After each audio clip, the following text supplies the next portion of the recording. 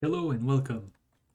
Today we're going to continue where we left off in the previous video. Don't worry if you haven't seen it. Basically the idea I have for this series of video is we are going to be using the tooling afforded by Lean to investigate inductive types. In the previous video we talked about pair types, which roughly correspond to particular kinds of Cartesian products in set theory.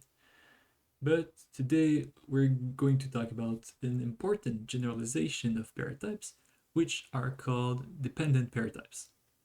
They are also called sigma types. Dependent pairs are just pairs, like usual. However, now we allow the type of the second component to depend on the value of the first component. Right? Recall how we had defined the normal pairs, let's say, and we had two types here, alpha and beta, and this parameter here, this beta, it was fixed once and for all. At the moment we formed the type, we fixed beta, and then it couldn't change. Now we wish to allow for beta to depend on the value that goes into the first slot of the pair. So we want to give the mk function, the mk constructor, we want to give it first some value x of type alpha and then some value that has a type that may depend on x. To put this into words Lean can understand, we need a way to specify clearly what is the type of the second component given the first. Just what I just said in some sense. In other words, if the first component has type alpha, then we want a function from alpha. So yeah, if the first type is alpha, we need a function from alpha into a type universe at level u. So if the first component has type alpha, then we want a function like that. Let's call this b. So for any element x that we feed it, it will produce a new type, and this type is called bx. So for any x that we feed it.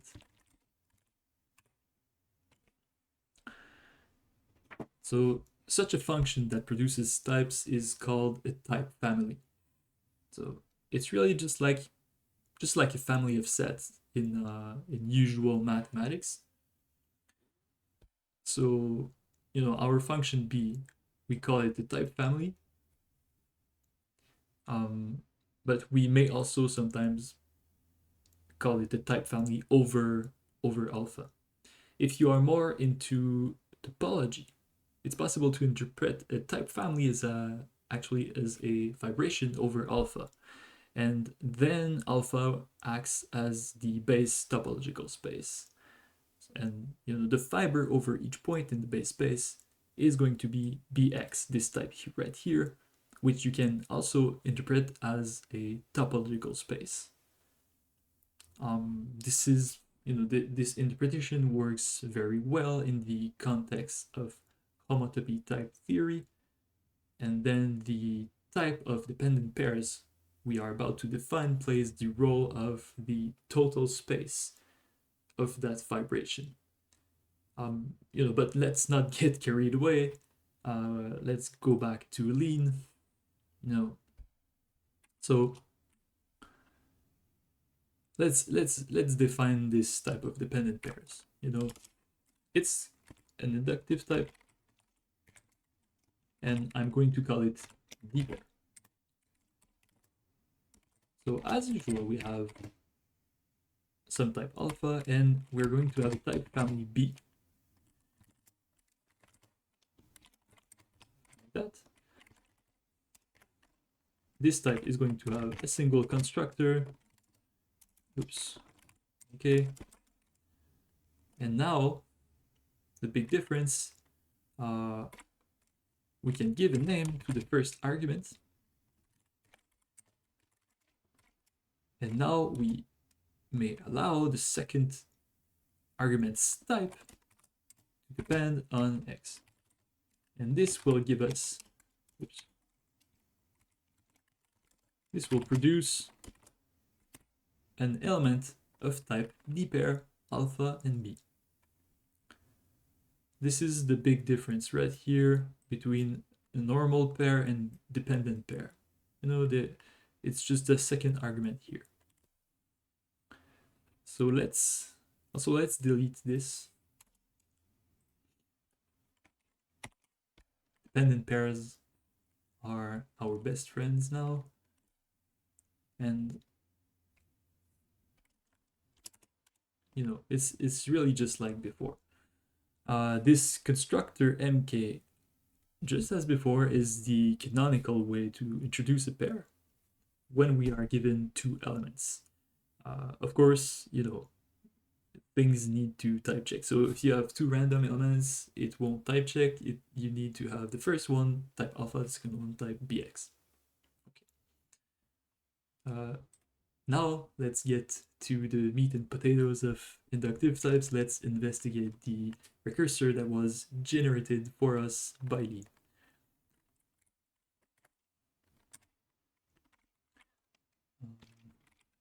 Like I said last time, at any point you define a new type using inductive, Lean will generate this recursor here.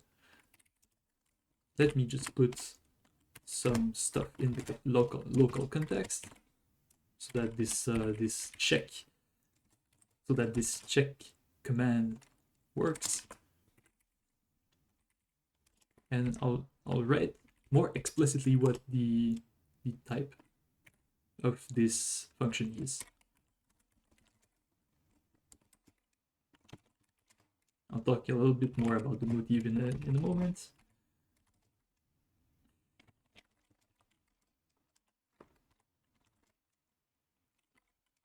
I'm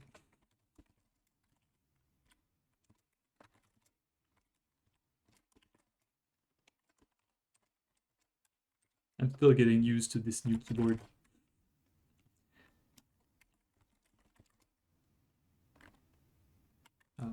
Here, you know, we could write d pair dot mk and put x and y. It will work, but Lean actually gives us a neat way of writing the constructor of a type when that type has a single constructor. And it's the case here. We can actually write it more cleanly using this notation with it's almost like parentheses, but it's with angled parentheses. Let's see.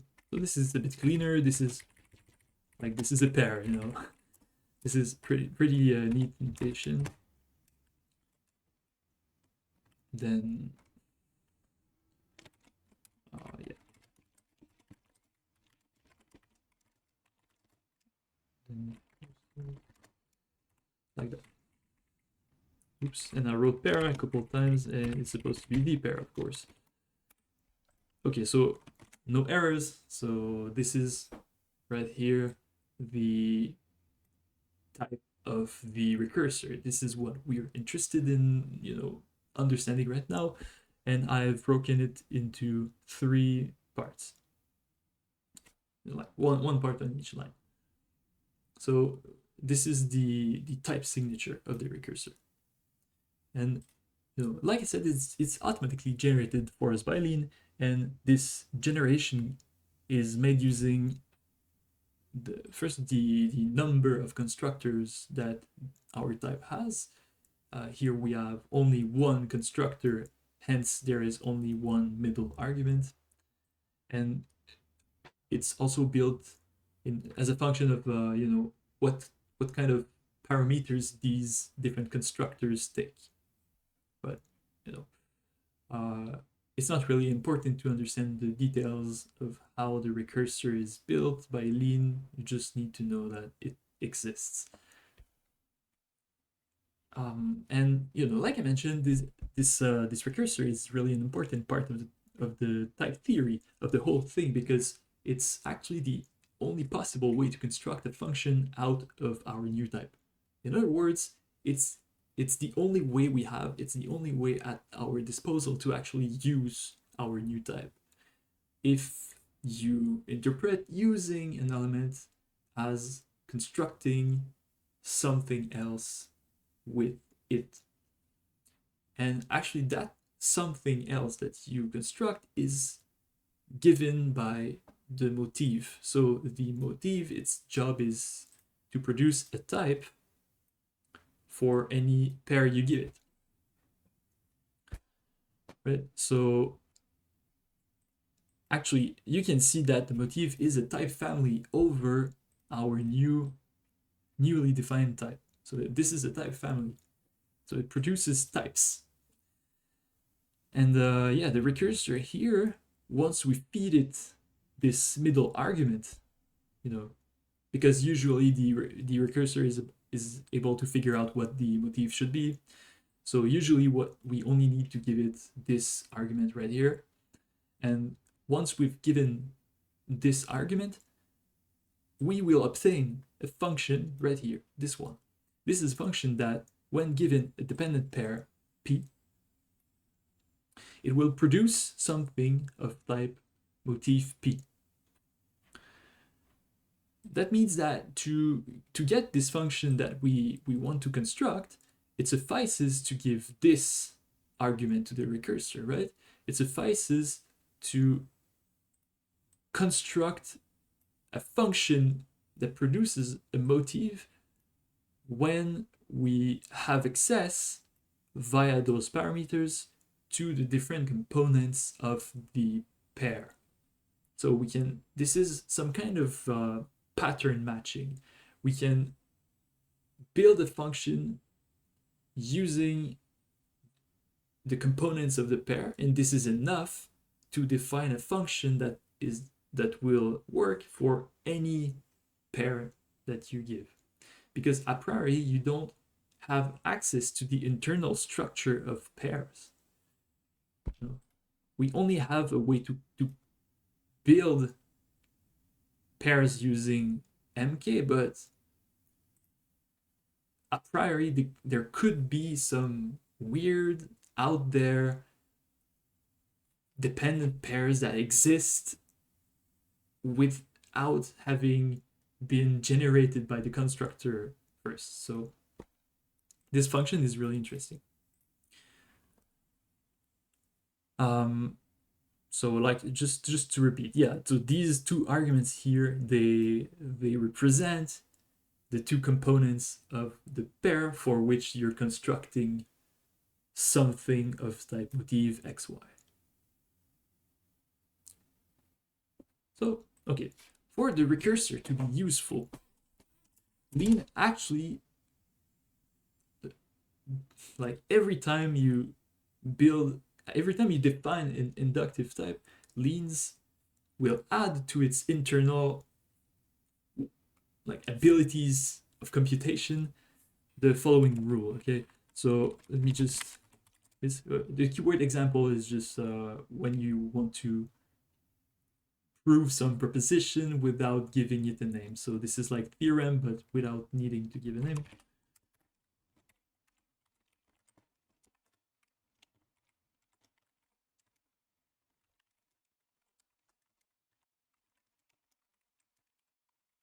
So for any motif whatsoever, for any motif, and for any function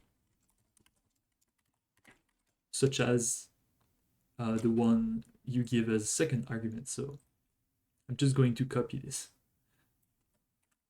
I'm lazy.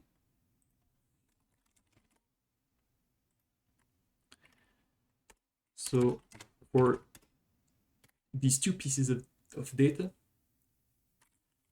you can use the recursor to get, to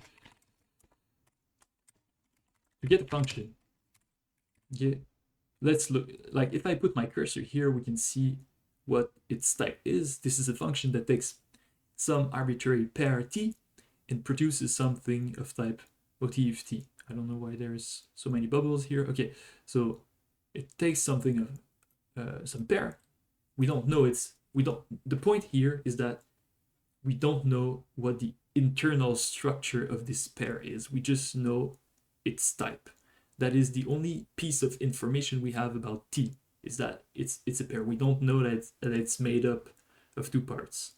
This is the key point, right? So we have t, which is some pair, and it produces something in this type.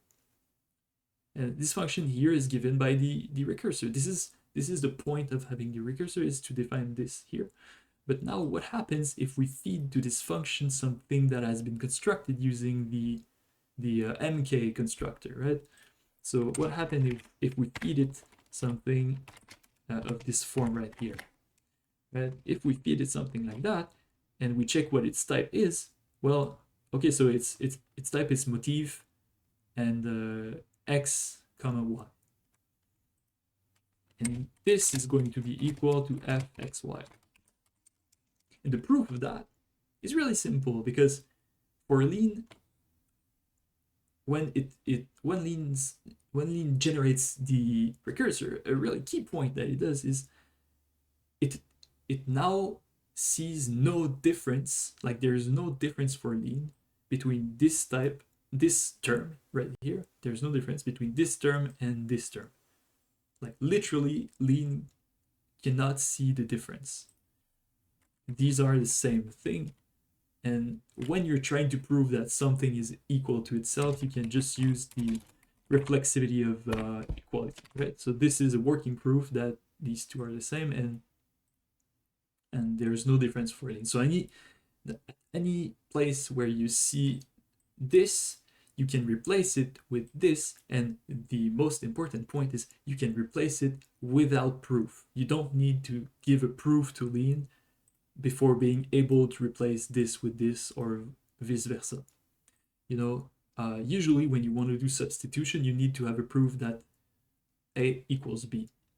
But here, you're actually doing nothing when you replace this with this. Like for lean, there is no difference. This is a really important point. So we say that this is a definitional equality. All right, so I hope I get the point across that the recursor is super important, and it allows us to actually use our type, like actually use it. So let's illustrate this by defining the component projections using the recursor. So this is going to be very similar to what I've done in the last video about just straight up pairs. But now we're doing the same for dependent pairs, so there's going to be a small twist. Okay, so let's place ourselves in a namespace.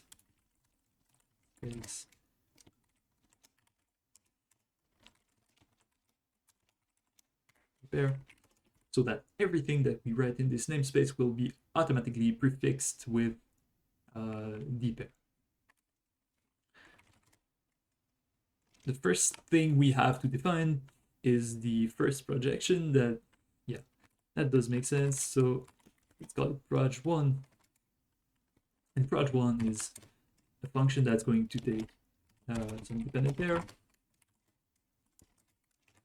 and produce something of type A. So it's quite easy to define this using the recursor. Let's just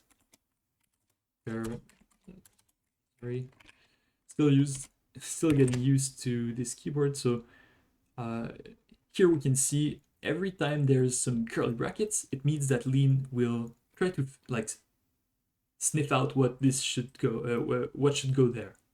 So usually these are called implicit parameters, and usually we don't have to write them down. This is really nice because when we do math, we usually most of the time we have a lot of implicit information like in our heads. So this is really useful. In particular, we don't have to specify the motive here because Lean is able to just figure it out. So the only piece of information we need is this here, because what it's going to output is the function already that we want. So what should we put here? So we need a function. Let's do a lambda abstraction that will take two parameters, x and y, and we'll produce something. And if we go here and look in the info view, we see that this something must have type alpha.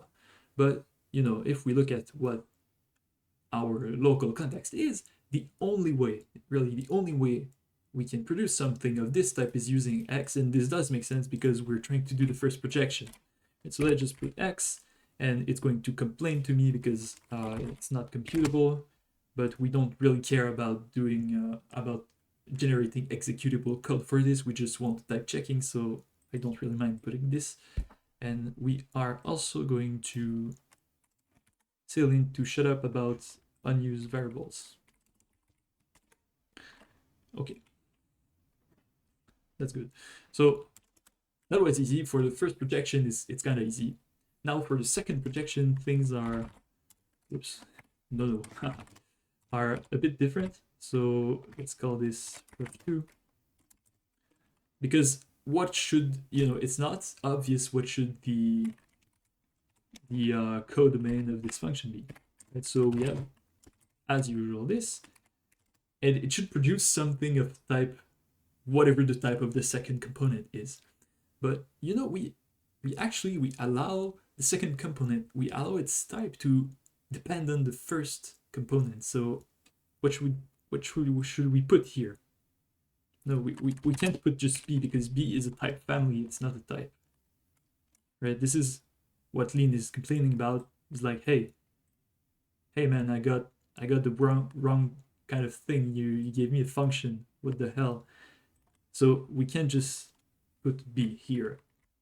So the fix here is we can use the dependent functions of Lean, and just let's give a name to this pair. And so once we know how the pair is called, we know how to access its first component using the first projection, right? So we get this this thing here. So this is going to be the first component of B, and then we apply B to it to get the type of the second component. Cool. And now we actually can define the projection using almost the same definitions as what we did before. So dot recursor, and now we give it lambda abstraction. And what do we need to produce here? You see, we need to produce something of this type, and that's perfect because that's already what we have. You know, we can see, oops, here this this thing, because of this here. You know, the first projection was defined using using the recursor, and this defining equation means that we can easily reason about constructions made using the recursor. Like if we come here, this here, by the definition, by the very definition of the recursor, is going to be equal to just x. So we're looking for something of type bx, and you see here that y has the correct type, and this is great because it's supposed to be y that goes there. And so we have defined our two projections for the dependent pair type, and it was kind of spicy doing the typing, you know, for the second component. Like the actual implementation, it looks the same, but at the level of type, something is happening. Okay, so you know, the power of the recursor, and basically of type theory in general, is that proving statements is a particular case of the activity of constructing data. hence the recursor can produce functions from our new type into propositions. So what this means, like I haven't really talked about propositions, but basically it's the bottom level of the universe hierarchy, and propositions are supposed to be in Lean like things that the only important thing about propositions is whether or not they can be proven. Like the existence of a term in the type is like characterizes the type. So okay, I'll probably talk about propositions way more in another video. I just want to say that the recursor can produce proofs. So in other words, not only does it act as a general form of definition by recursion, it also acts as a general form of proof by induction. I mean, this is going to be clearer in a later video when we will define natural numbers, and then proof by induction will be the usual thing you would expect. But anyways, to go back to dependent pair and to illustrate my point about the recursor being able to prove things, let's prove uniqueness. So uniqueness is the fact that every pair can be written using the constructor. So every pair, if I have P, a pair, it can be written as something combined with something else. For every pair, you can write like that. This is uniqueness or canonicity. And this thing here, what should go there, you think? Of course, it's going to be the first projection, and here it's going to be the second projection. And yeah, uniqueness is the statement that this equation is true for every pair P. So we may actually remove comment and call this a theorem.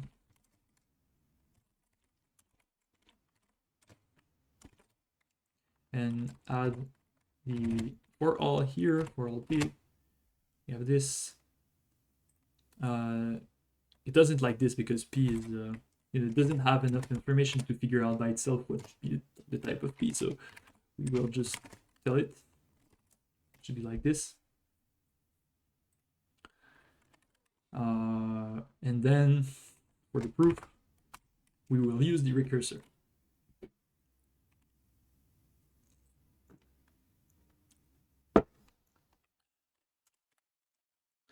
So, and as usual, we can use this this parameter, whoops, to get access to the two components, if you will, of this. And what do we need to produce? Well, Lean figured out what the motif in this case is, and it tells us that we need to produce this term right here. But recall that we defined projections using the recursor as well, and we know that if we apply like proj on the constructor, we get the function that we use to define proj. So this is basically because of this equation, exactly because of this equation right there, Lean sees no difference between this term and just simply x. For Lean, there is literally no way to tell them apart. This is x for Lean. And for similar reasons, there is no difference between this term right here and just simply y, the letter y. So this, for Lean, it's going to be precisely the same thing as just mkxy. And this is what we have to the left. Because we're trying to prove that something is equal to itself, we can just use reflexivity. So this is what I'm going to write here, reflexivity. And this works. This is the proof. This is the proof. So we have shown in some sense that really the inductive type here is freely generated by its constructor, in the sense that there are no terms of that type that can that exist without being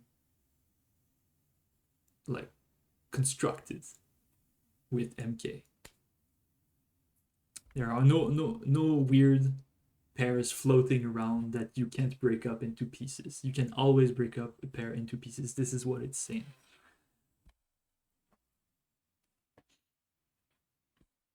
But yeah, I would like to use this opportunity to demonstrate a really important aspect of Lean, which is the tactic mode. So tactic mode is, in my view, one of the reasons why Lean is so useful. Don't get me wrong, almost all other proof assistants also have some kind of tactic mode. The idea is to simply help you build complicated terms using macros. Macros are Lean code that generates Lean code. This enables, among other things, the possibility of automation in repetitive parts of a proof. Don't worry, you don't have to understand how a macro works in order to effectively use tactic mode. It's really, really user friendly. The only thing you have to know to get started is that we enter tactic mode using the keyword by. So I'm just going to copy paste this and give it a new name because it's going to complain. And you use the keyword by. Once you've done this, you are in tactic mode. In tactic mode, you have goals. See here, we've got one goal. The goal is using this local context, so using only these information right there, can you construct this term? Well, can you construct a term of this type, I should say. So this is the goal. So it's like a game. And tactic mode, in order to meet that goal, will give you tools which are supposed to help you build complicated proof terms, or just terms in general, So let's do this proof using tactic mode. The first thing I see is that there's a for all here, and the for all you can to prove something that begins with for all. What you do is you introduce a new variable that is arbitrary here, and then using only the fact that, like, using only its type, you can construct this. So the command to do that is called intro. Intro, and we'll call it p. You can give it any name you want here. I'll call it p. And the interesting thing here, you see it changes like the form of the goal. It transforms the state of our mathematical universe, if you will. As soon as I apply this command, see here, we have, the p, it kind of moves into the local context, and then the new goal we have to build is what was inside the for all here. It becomes the new goal with some dependent pair p in the local context, right? So it just transforms the context and the goal. So now we want to prove this. What we did is we did a proof by induction. I know it's kind of weird if you're only familiar with induction proofs in the case of natural number. It's kind of weird saying that we proved, like, this proof here is a proof by induction, but it is what it is. And we can do that using induction on p. Okay, and then we see what's going on. What are all those weird symbols? This is how this pair looks once we get inside this function here. So now it's like we're in here, and we're trying to build the term that goes here. So we already know the term that goes here is just reflexivity, so that should work. I'll just add comments. So, when we execute this command right here, the state, like the proof term we have constructed is now something like, well, it's not something like, it's exactly this, it's exactly mk, and now we need to construct two two parameters to wait, no, it's not it.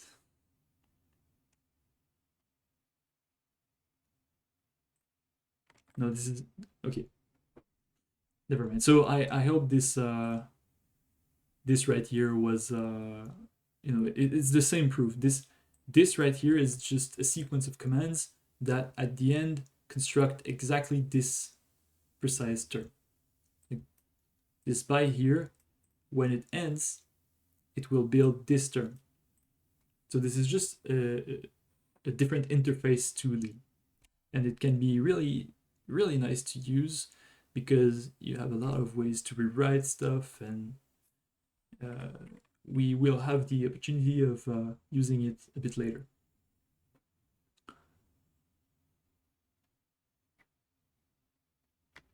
So this is this is basically what I wanted to say about dependent pairs.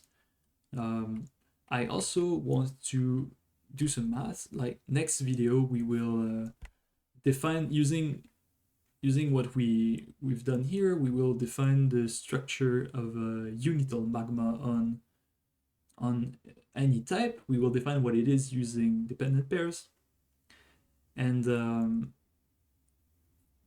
with these new notions that we will have constructed by ourselves, we will then prove the Ekman-Hilton argument, as it is called. But I believe it's called like that. It's some results about unital magmas that is useful in like building, fleshing out the theory of like homotopy theory. Basically, it's used to show that well, it's used for many things probably, but the first time I saw this argument was when when I learned that the higher homology groups are a billion groups. But yeah, it's quite nice lemma. It's about having two structures, two different structures on a magma, and we'll talk about this next time, and we will try to formalize the Ekman-Hilton argument. I wanted to say more about this today, but this video is already like 37 minutes, so I'm going to stop there and see you next time.